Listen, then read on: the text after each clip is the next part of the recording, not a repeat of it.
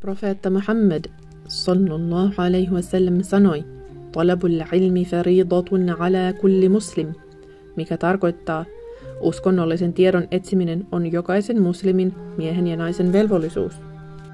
Tämä hadith viittaa henkilökohtaisen uskonnon oppiin. Islamin oppineet sanovat, että tämä oppi on ilmul hal, ja se tarkoittaa tietoa, jota vastuussa oleva henkilö tarvitsee juuri nyt, jotta hän voi totella Allahia.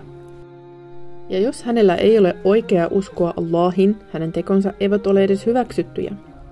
Hänen täytyy siis opetella rukouksen säännöt.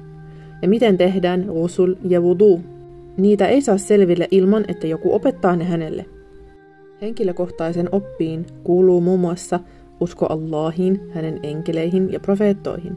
Ja zakaa-maksut ja hajj ja eri kehon osien synnit, kuten silmän, käden ja jalan synnit, ja sydämen synnit ja sydämen velvollisuudet. Ilman tätä uskonnon tietoa hän ei voi tehdä pakollisia asioita ja välttää syntiä.